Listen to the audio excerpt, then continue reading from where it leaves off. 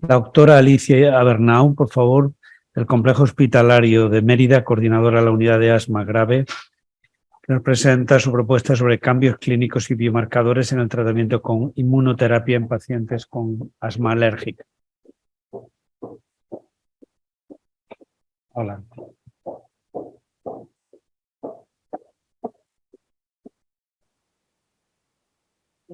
En primer lugar, dar las gracias a INV por poder presentar este proyecto en este simposio. Gracias a la doctora Adrián Llerena por presentarme.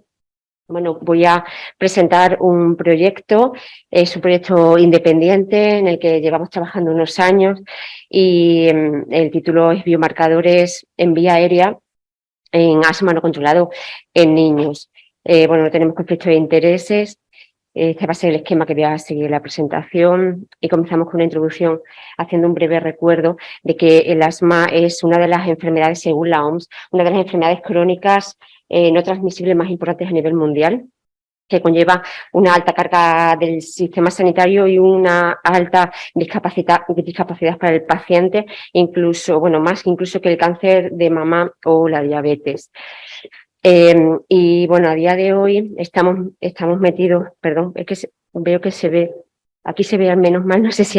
Sí, pero se ve, Alicia, se ve bien. Sí, vale, pues un segundo, a ver si soy capaz de irme atrás. Bueno, decía que a pesar de los avances científicos, estamos metidos ya en unos grandes avances de la farmacopea, pero a día de hoy el asma sigue siendo un gran problema de salud pública.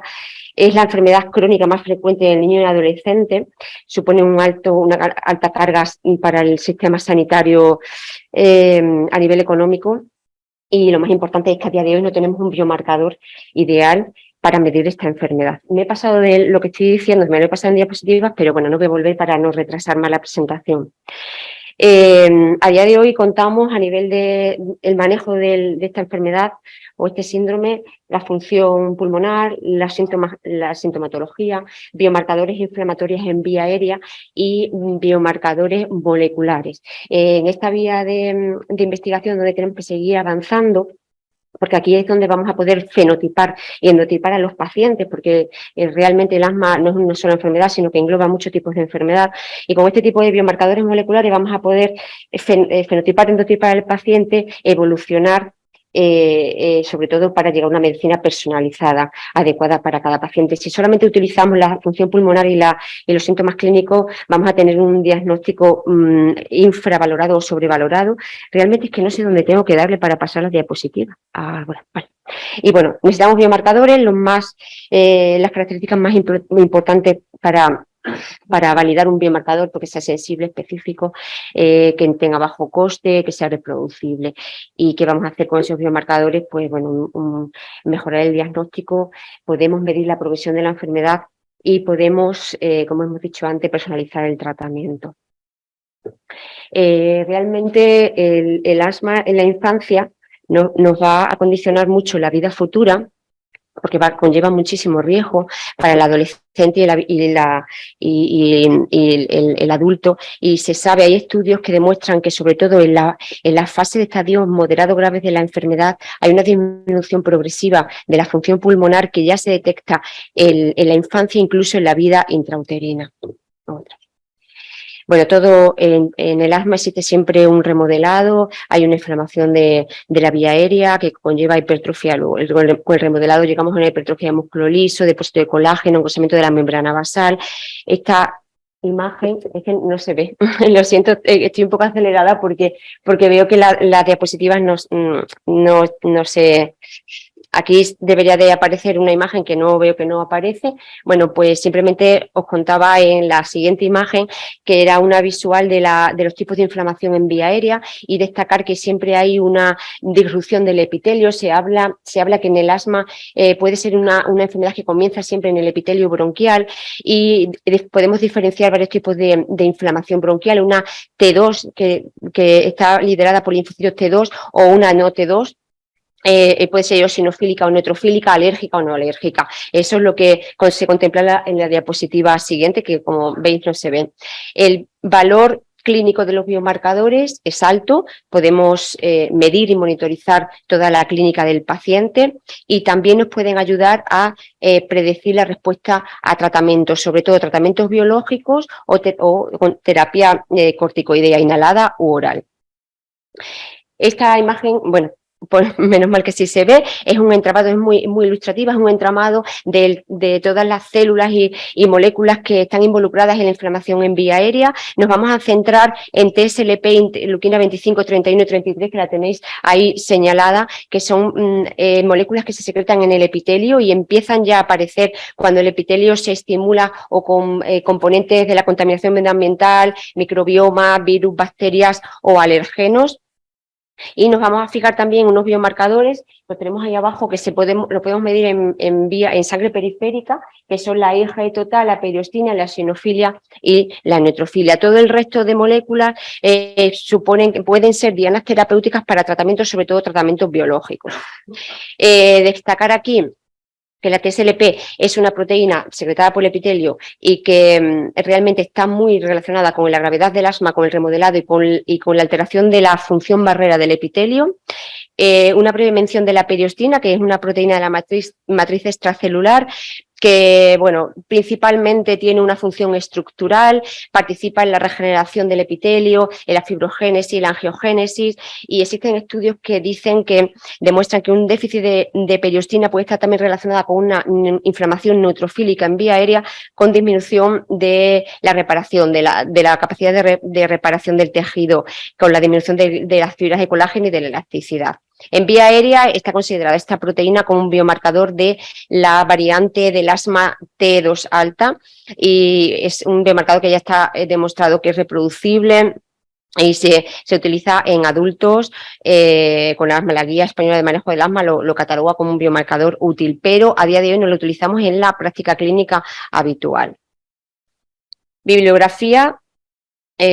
También se ha comido 2 diapositivas de bibliografía, lo siento, comentar solamente que existen mucha bibliografía respecto a periostina en adultos, la relacionan con la gravedad de la enfermedad y con la respuesta a terapias, y en niños hay muy pocos estudios, la mayoría de ellos nos dicen que hay mayor niveles de periostina en niños con asma y a su vez mayor niveles de periostina en niños asmáticos respecto a niños no asmáticos. Nosotros publicamos en el 2017 un estudio en el que nos encontramos unos niveles muy elevados de periostina, mucho más elevados de todos los artículos que estaban hasta entonces publicados y bueno, la diferencia es que nosotros incluimos a pacientes con asma moderada, grave, no controlada. El resto de estudios estaban hechos en niños con asma controlada.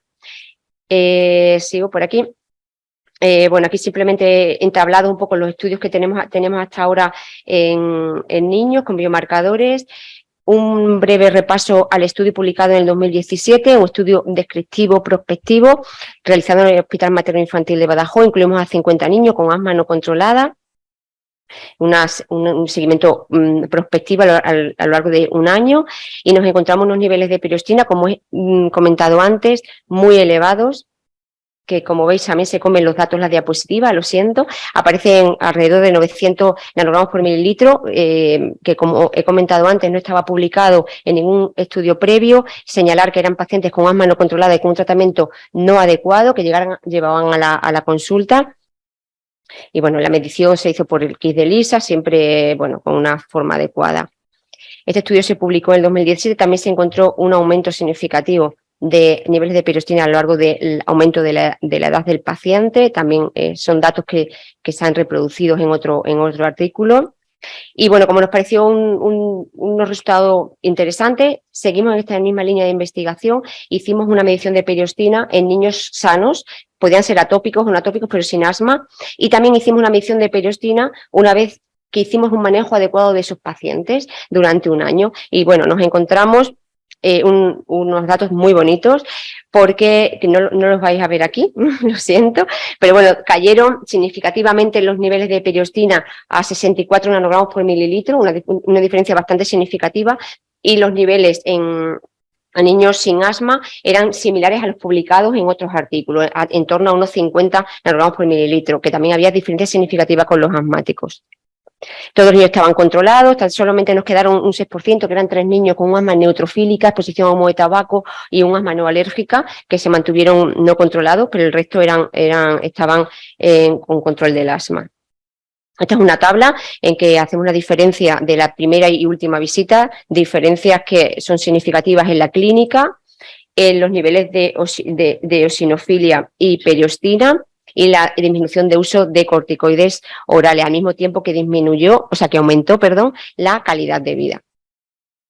Bueno, sabemos que el asma conlleva pues muchas limitaciones en la vida del paciente, mucha clínica y muchos riesgos futuros, y si hacemos un buen manejo aumenta la calidad de vida y disminuye mucho el coste sanitario. Todo eso aparecía en la diapositiva, que como vemos no aparece.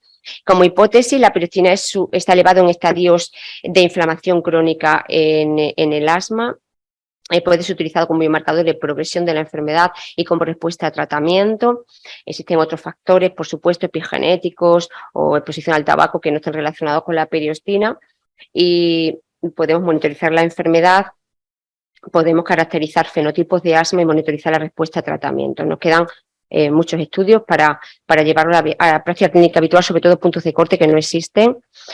Y estas son las conclusiones del estudio que he presentado, que está pendiente de publicar. La primera parte sí está publicada, la segunda está pendiente de publicar, y ahora nos hemos enrolado en otro proyecto siguiendo la misma línea de investigación, en el que estamos midiendo periostina y alarmina, que son la TSLP, interleuquinas 25 y 33, que son moléculas, hemos visto al principio, relacionadas con el daño epitelial. Seguimos con el estudio en niños con asma. Vamos a relacionar estos biomarcadores con la sintomatología, el control de la enfermedad, la función pulmonar y el tratamiento. Queremos identificar dianas terapéuticas, la vía de la terapia biológica, que la tenemos ya en asma instaurada. A día de hoy tenemos 5 fármacos biológicos y otros que están en vía de ensayo clínico.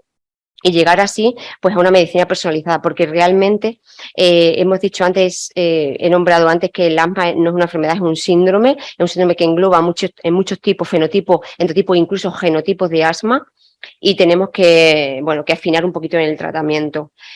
Y había otra diapositiva más, no se ve. Yo lo único comentar que tenemos a día de hoy 400 muestras, tenemos una seroteca en el Hospital de Mérida pendiente de medir biomarcadores, y bueno, que ojalá que podamos llegar a tener los resultados de este estudio. Muchísimas gracias, Alicia. Gracias. Como decía antes, hay una unidad de investigación en patología respiratoria y otra de patología del sistema inmune en el instituto, y seguro que podemos llegar a esta información. Gracias.